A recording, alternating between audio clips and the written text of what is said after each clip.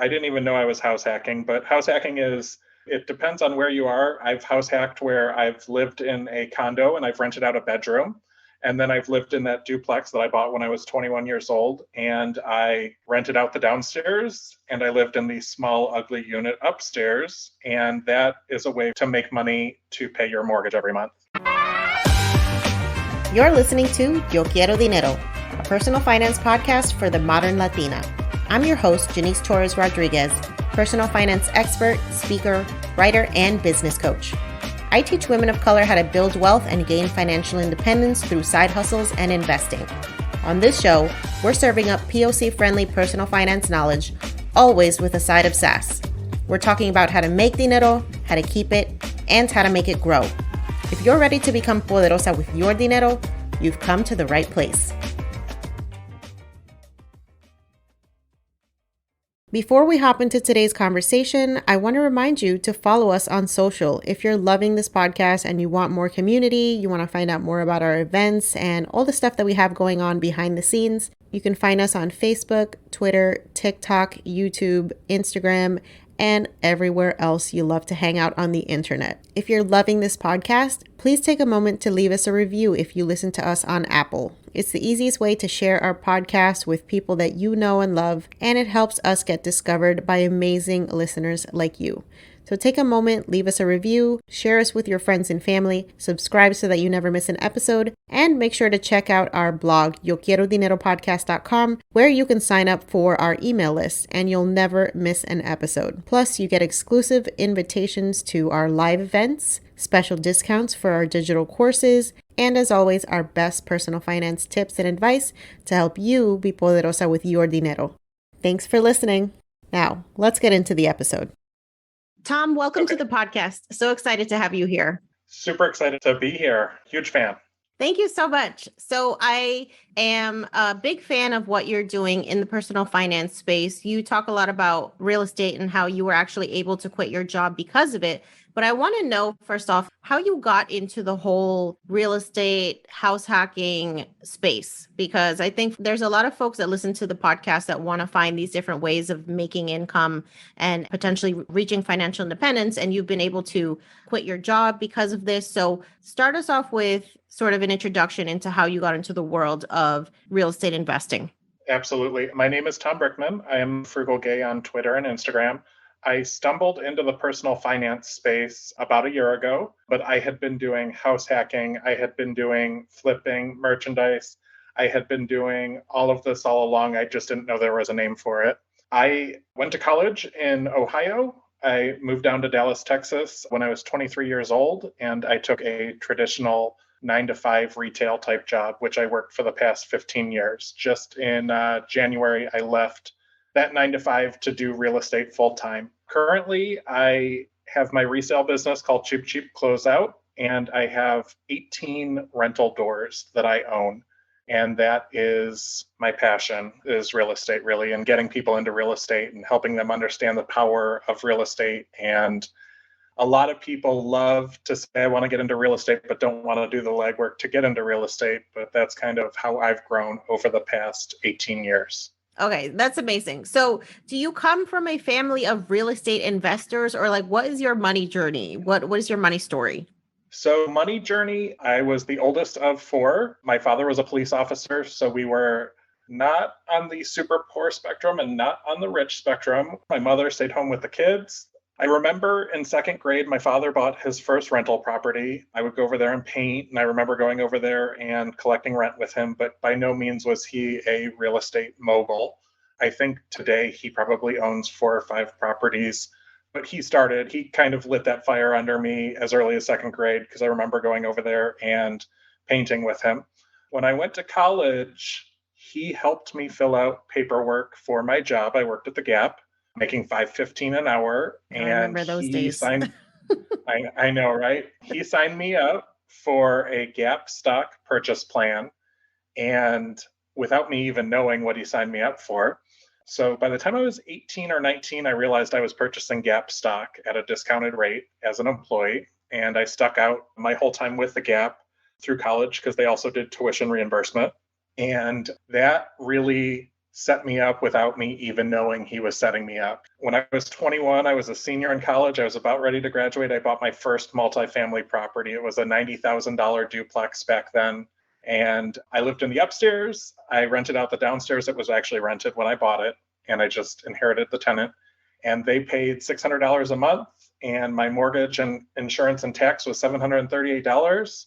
So I could live for $138, which I loved because I didn't know anywhere I could live for $138 a month.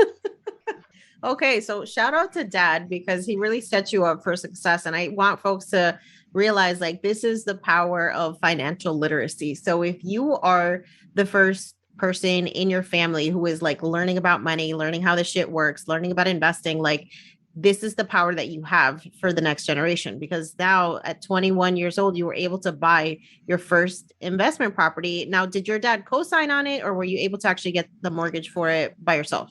I was able, because I worked at the Gap, and so I would switch back and forth between Gap and Old Navy, and I worked full time, so I did have income, even though I was a broke college student. So I was able, that 90,000, I think, was the cap. That was the absolute maximum. And I remember this was a much different housing market back in 2004. They were asking 96,000. We put in an offer of 90 because that's what I was approved at, and they actually took it. So I didn't have a cosigner from the start. I didn't have down payment assistance. I had that Gap stock, which was about $10,000. So 9,000 of it went to the down payment. My loan was for 81,000, and the other 1,000, I think I got the seller to pay for a little bit of my closing cost.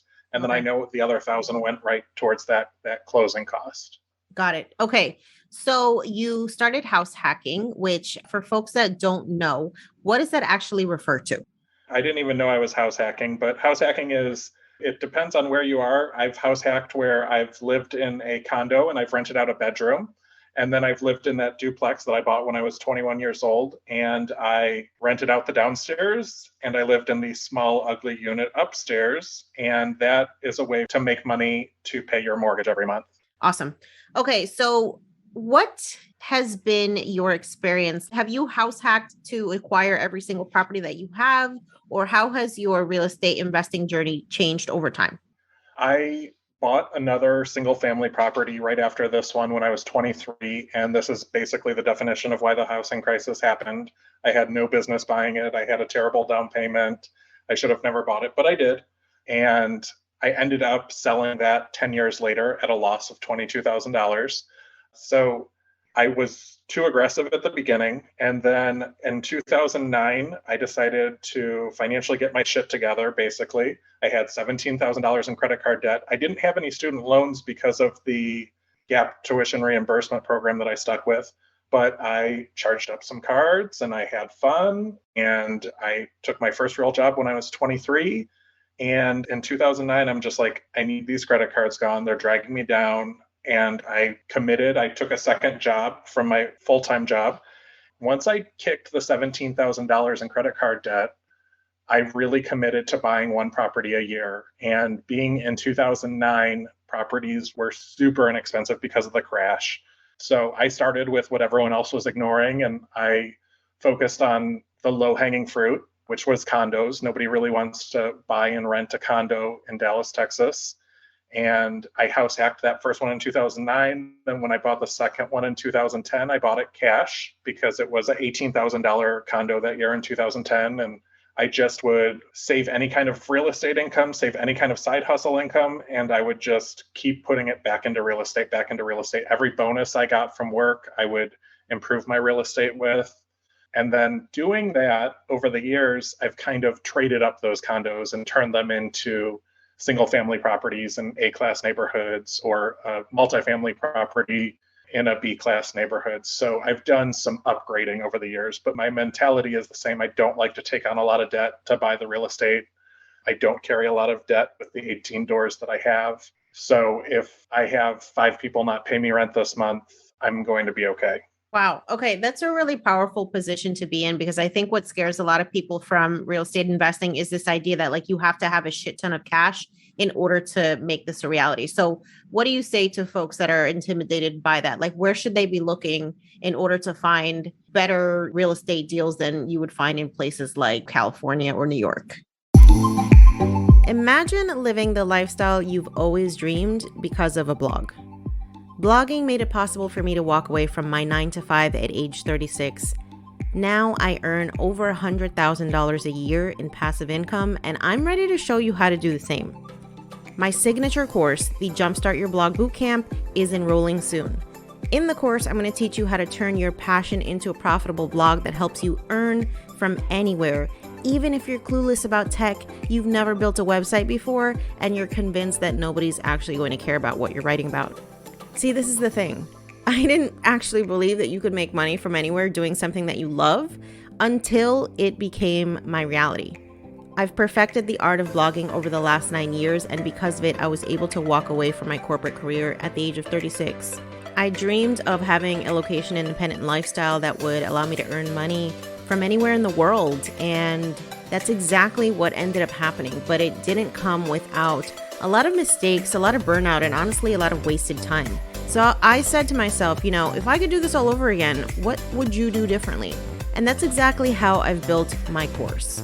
If you've ever told yourself, oh, well, I'd love to start a blog, but I have no technical skills, so there's no way I'm going to be able to do this. I'm a busy parent and have a 9-to-5, I don't have time.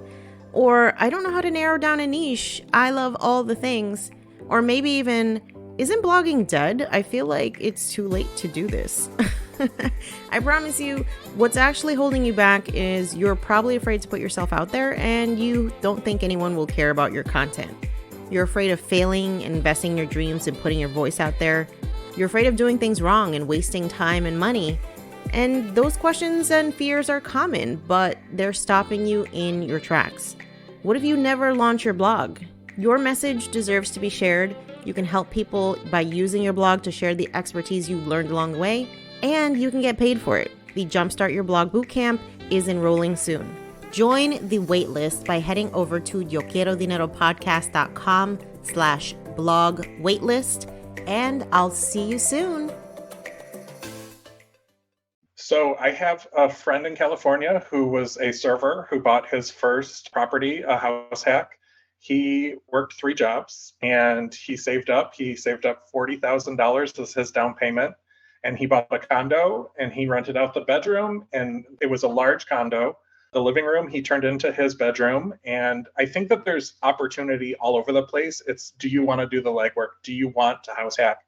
Do you want to be a little bit uncomfortable at the beginning to get to the end goal? I invest out of state also. So that first property I still own. My door number 1 and 2 are in Toledo, Ohio, and I live in Dallas, Texas. So that's another thing that we talk a lot about is, do you want to go out of state and start just so you can start building real estate and scale that? Maybe you start out of state and you buy a $100,000 duplex and you start with that. You rent it out for a few years, you do improvements, you sell it for $130,000 a few years later, and then you use that as a down payment for another better property in your neighborhood or closer to where you are. So that's a way to scale. One thing that I get a ton of is people who live in Toronto, people who live in Canada, people who live in Washington State, and it's just a really expensive market. And one thing that I like to tell everyone, and especially when I work with people around me throughout Texas, Texas is getting really expensive. It's catching up to the rest of the country, is you're not going to find your forever home on your first bat. You're not going to find that $1 million 4-bedroom, 4-bath home right off the bat. But what can you start with? What can you start with and scale? And I got into this debate of start with a condo that's a 2-bedroom, 2-bath, trade it up after a while. So I think getting rid of your limiting beliefs and turning off HGTV, which drives me crazy because everyone's like, I pull tons of inspiration from HGTV. I love it, but it sets some pretty unrealistic expectations. So people want that dream home and move-in ready and perfect house, but that's not where I started for me. And it's because I had to scale over time. And I started with the ugly condo and I turned it into the 4-bedroom house that I live in now. Wow. Okay. So I think that requires folks to take some long-term perspective, which I think you should always be thinking in terms of investing, whether it's in the stock market or real estate. You're not going to get that $1 million net worth on day one. So just understanding like what that plan is super important. And I'd love for you to give us some insight into how you go about deciding if a property is a good investment? Some people get stuck in that analysis paralysis mode, and I don't. I run the numbers on it. Right now, I just bought a condo in Dallas, and I bought it because a friend was living in it. Her landlord was in her late 80s and ready to sell it off, and my friend did not want to move. And I went to the landlord and I said, I can afford this much, which was $80,000.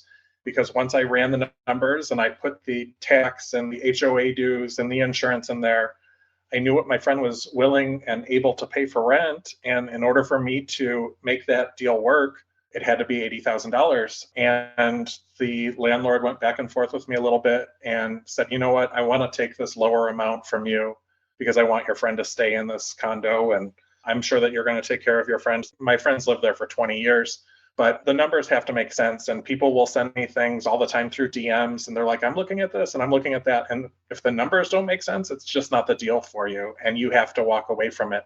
Right now, I'm going back up to Ohio in a couple of weeks, and I'll look at some of the stuff up on the market there. But it's a lot easier to make a deal work and make sense in Ohio because I can buy a decent 3-bedroom, 1-bath house for $60,000 there, where in Dallas, that $80,000 1-bedroom condo is a stretch. I make $74 every month from that. And I wanted to do that for my friend because the condo is in a great neighborhood. It's going to hold its value, but it's not going to make me a lot of money. So I approach them all. It's crazy, but some of my deals in Ohio make me a whole lot more money than my deals in Texas. But my value in Texas is so much greater because that condo that I bought for $80,000, maybe when my friend moves out, or it'll be a $200,000 condo where I don't see that sort of appreciation in Ohio. So I make a lot more cash in Ohio and I make a lot more appreciation in Texas. So you have to look at, do you want the appreciation? And I have an investor that I'm friends with up in Vancouver, and he is strictly an appreciation investor. He's not looking at that cash flow every month, and he barely cash flows on any of his rentals. But that appreciation in Vancouver is insane. So you have to look at, how do you want to make your money? Do you want the money every month, or do you want the appreciation? And what's great about what I'm doing, being in 2 markets, is I have a little bit of both. Yeah. So I think it's important to also talk about, how do we determine where is a good place to buy, like location wise? Is it a place that you'd want to live? Like, there was a spot that I bought in Dallas early 2011 because it was a great deal. It was government owned. And while we were fixing it, I would fight with my ex about who had to take out the garbage because we were afraid. So if it's a place that you don't want to live, you don't want to own it. And that was something that I learned the hard way. I held on to that one, but it was just problem after problem and tenant turnover after tenant turnover. And finally, I gave up on it and I traded it into something that I do want. But I think that's the most, is it a spot that you feel comfortable with? Is it a spot that down the road, you could leave this to a child down the road? Is it a spot that you see growth happening? Because I took a chance on the up and coming neighborhood in Dallas a few years ago, and it's popping now. And when we moved into it in 2017, we were like the first house in there to redo it and really put some money into it. But that was one of my favorite spots that I lived. So I think that your comfort level is super important when you're trying to pick that area. And don't pawn this off on someone to go look at a property. If you want to invest your money in it, you need to go up and look at it and really make sure you're comfortable with it. Because I have people all the time that are like, hey, will you go look at this for me? Would you invest in this? I can't say, because my comfort level is different than yours. So if you're not comfortable with it, I wouldn't be buying it. Yeah, I like that rule of thumb. Okay, as far as financing investment property, can you go about it with like a regular conventional like loan or an FHA loan? What do folks need to know about financing real estate investments? So that's what's so great about house hacking is you can start it with a 5% down conventional. And I'm a big conventional advocate. And that's how I started a lot of them, because I was moving into it. So I was able to put 5% down. And when you're buying a $100,000 property, that's only $5,000. Then after living in it for 2 years, I turned it into a rental, and I went and I got another conventional loan on another property and just kind of kept scaling and scaling and scaling. And that's why I'm at 18 doors now. So I highly recommend house hacking, especially if you're limited on funds and you want to get started. That's a great way. And with that, when I would put down the 5%, I would rent out the other room in the house. I would rent out, if it was a multifamily, I'd rent the downstairs, the upstairs. And I was able to really build wealth quite quickly that way because you have somebody else paying your mortgage. So conventional is always whenever I'm working with anyone, I'm like, you need to look at conventional. I tend to stay away from FHA just because of the fees that you have to pay for the life of the loan. And there are limits on what you can do with it. Like I know FHA has certain restrictions on taking out equity lines of credit. And there's quite a few restrictions that I've come across when I've done FHA loans. And I've done an FHA loan and I just try to stick with conventional. Also, right now with the market that we're in, buyers want to see conventional because they know that there's restrictions with FHA. So if you want to be that strong buyer in this strong market, try and get yourself, it's a very little difference from 3.5% FHA or 5% conventional, but conventional puts you as a more attractive buyer in this market. Mm-hmm. Yeah, I can absolutely agree on that. Okay, so let's talk about the not so fun side of real estate investing, right? Because like you mentioned, HGTV tends to paint this rosy, glamorous picture of what it looks like. Can you tell us like the worst story that's happened to you as a real estate investor? Worst story that's happened to me. I've had a fire in a condo here in Dallas. I did buy a crack house sight unseen in Ohio once. I thought it was a certain neighborhood. Oh my I was God. bidding feverishly on eBay. I ended up winning it. I know it happens. So that one turned into a really good story because I ended up making the tenant the owner and I did his financing for him because he couldn't get a traditional loan. But I've had fires. I've had a crack house with fresh shootings. I've had floods over the years. I had a 3rd-story condo that flooded the 2nd and 1st floor behind the washing machine. So I've kind of had frozen pipes. I've had a hoarder house. I've kind of seen a little bit of it all. And I think one of the most frustrating things, and probably another thing that scares people off, is getting the right contractor and building the right team. And I've had times where I've given money to someone to do a job, an electrician to do a job, and they'll start it and I feel comfortable paying them, and then they take off in the middle of the job. So I think that's one of the worst things that I've encountered is poor workmanship. I just spent a lot of money fixing a refrigerator that wasn't even broke because my plumber capped a line that he shouldn't have. And that to me is more frustrating than the fires, the floods, the shootings. I mean, I've never been shot at, but my contractor was there when the shootings were going down. So Oh I've my kind of seen a gosh. little bit of it all. Yes. How do you prepare financially for these moments that we know are going to happen as real estate investors? So I'm big. I keep my emergency fund in cash. My 2020 project went crazy over. It started with a $60,000 budget and I ended up at $115,000 by the time I was done. And it just kind of pushes me harder on my side hustle. It pushes me harder. What rents should I be collecting? I don't have like a one size fits all on how to prepare for it because things are always going to break. Things are always going to happen. Sometimes you just have to bite the bullet. And a couple of weeks ago, I had to replace a furnace in the middle of winter, which is the absolute worst time to replace it. But I had an emergency fund in place when that problem came. I was able to Venmo the contractor and get that furnace in the next day. So all my pipes didn't freeze. Yeah, it's just really about knowing that shit can happen and preparing as much as possible for it. So that's always a good thing. So you also have, you mentioned a resale business that you sell bras and makeup and other things. And I just need to know, first of all, how the hell does one get into the bra resale business? So it actually started in college. It was purses. I was checking out at this discount store and I saw this shopping cart full of purses. And I remember I asked the cashier, I said, are these really $1.50? And they were a really good name brand purse. They were diesel purses. And this was a reputable store. So I knew I wasn't buying knockoffs. And I remember I just pushed that entire cart right up to her and bought all these purses. And this was back in the early 2000s where eBay didn't even have buy it now. So I would sell these purses 2 at a time and it paid for my books for college that semester and it helped me pay for schooling. So that was kind of the beginning. And bras and makeup are easy to ship. I don't like shipping glassware. I don't like shipping electronics. They're needed and it's just the right price at the right deal. And I mean, today we were just packaging up makeup that's going all around the country and it's just discontinued colors sell for a lot of money. So if you get the right product at the right price, And a lot of the makeup is very low cost when you're buying it because you're buying a clearance color and people are set on those colors. And same with discontinued bras and styles from different companies. When that gets discontinued, and same with perfume scents, we sell a lot of perfumes. That's a gold mine because you're getting it at a discounted rate and you hold it for long enough. And we're selling colors that were discontinued back in 2019 right now. And people are paying a lot of money because they can't find them anymore. And you know that color works for you, that bra fits you properly, that perfume is your scent. When you walk into a room, people know it's you because you're wearing your scent.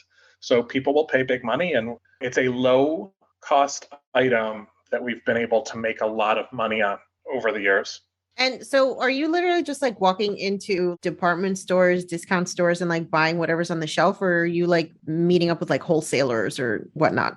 Both. Okay. So we have wholesalers, and Dallas is so central that there's a ton of wholesalers that are located here and dump stuff here. And there's flea markets out here. And it's crazy the amount that I can find in Dallas because it's centrally located. So when companies are discontinuing, and that's where all their stores from around the company or the country can send them in this way. So I'm kind of in a great spot where there's a ton of wholesalers, but I'm also buying discontinued scents from certain stores or certain retailers and just holding them. And I have this kind of system where stuff that I bought this past summer doesn't even go on sale till next winter. Where are you storing this stuff? I have a 400 square foot guest house, and once it's full, it's full. Okay. And it's totally full. So I'm not paying for extra storage, but it's expensive to keep that guest house air conditioned all summer long in Texas. But the return for the product that I'm holding and when we're selling it and when we're popping it up, it works out quite handsomely. Tom, I am so inspired by just your ability to find money making opportunities. And there's a lot of side hustlers and aspiring entrepreneurs that listen to this podcast that could use a word of encouragement when it comes to like starting a side hustle. What would be your words of wisdom? Stop letting others' lack of vision dictate what you can and can't do. I've had a lot of people come at me and say, I'd never buy that house or I'd never buy that product. And you know what? I have bought bad flip merchandise. And there's a point where I cut my loss and I go and donate it and I move forward. And there was a time when I lost that $22,000 on that second property that I bought. And if I would have stopped there, or I would have stopped when I bought the first pallet that I should not have bought, I wouldn't be where I am today. I am 39. I don't have to go to a 9 to 5 anymore. So I think basically not listening to others is going to get you a lot further than taking advice and getting stuck and just not moving forward. That is a whole word, y'all. I hope you've heard that. And so, yes, you mentioned that these side hustles have allowed you now to be able to quit your job, live life on your terms. And so how has your life changed since you walked away from your career? And what was that moment like? It's been not what I expected. It just happened in January. So I'm a month and a half in. And again, it's not what I expected because you kind of don't think about the friends that you're leaving behind or the work friends that you had. Today, I was able to go to the gym, to record this podcast with you, to work on finishes for a project that I'm working on, and to schedule some tweets. And that's my day. So it's just getting used to it and building your routine. And it's so freeing. And that's what I get excited when I see you post about your vacation this past holiday. I'm feeling all that. And it's just it's an adjustment because you're so used to going that. I've been going to that job for the past 15 years. So I'm in that, I'm transitioning. I'm really loving my calendar on my phone because I'm using it a lot. And I'm getting to network with all the people that I looked up to. Like, it's such an honor to sit here with you. And it's such an honor to be included with the people that I'm looking up to. And I just, with that 9 to 5 weighing me down, I didn't have the time to do that. You know how it is when you work for another person because you're at their mercy. So It's been a roller coaster, and it's exciting to be able to do that. And it's exciting to be able to go do what I want today instead of have to answer to someone else and make someone else some more money. I think that makes this whole journey worth it, right? 100%. I mean, they were saying like, oh, we have a paid day. And I'm like, well, when I work for myself, every day is a payday. I got a deposit from eBay today. So yes, that's great that you get this paid day off, but I get it every day. So. Yeah, I love that. So what's next for you? So I am working with the Frugal Gay. I have a weekly spaces that I co-host with 4 other millionaires. And when I go up to Ohio, I'm really going to focus in on distressed multifamily properties that I would like to target for possibly like LGBTQ retirement communities, because it's such a neglected community that has a gigantic need. And when you look at that in this community, there's just not a lot of options. So maybe that's something that I build up and I work towards over the next. I think that I'm going to hold real estate the next 10 years. My husband is 10 years younger than me. So we're building his portfolio as well. He's seen the power of real estate, which is awesome when they come in with full doubt and see the ability and the power and the doors that it opens as you build it. But I think that's kind of the next direction with the Frugal Gay and with my real estate endeavors and the direction I'd like to go. I really love that. And it just shows like the power that you have to really start doing some amazing stuff in the world when money is not a topic of stress and when you're not being controlled by a 9 to 5. I think it's such an inspiration. And I love watching your journey. I was so happy when I saw that you quit your job. And I know that folks are going to get a lot of inspiration from this conversation. So for people who want to connect with you, where's the best place for us to find you? So I'm most active on Twitter, which is at the Frugal Gay 11. I'm also on Instagram and Facebook under the same names. But if you want to connect, definitely Twitter's my platform of choice. Awesome. Tom, thank you so much for being here. It's been a pleasure. Thank you for having me. Thanks for listening to today's episode. If you are ready to take your dinero to the next level, sign up for our free 14-page guide, The Financially Lit Latina, the ultimate blueprint for becoming poderosa with your dinero. This 14-page guide includes our best tips on money mindset, budgeting, debt repayment, career, investing, financial independence, side hustles, and more. And you can get it completely free. So to get your copy of the Financially Lit Latina, just head over to YoQuieroDineroPodcast.com/start. That's YoQuieroDineroPodcast.com/start and start transforming your dinero story today. Until next time, stay empowered, stay inspired, and stay poderosa.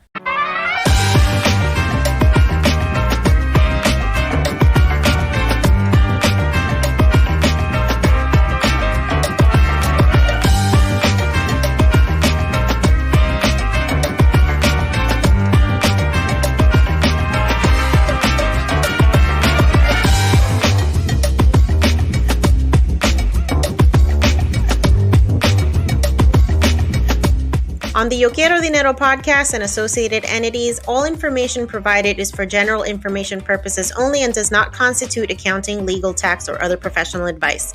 Listeners should not act upon the content or information found here without first seeking appropriate advice from an accountant, financial planner, lawyer, or other professional.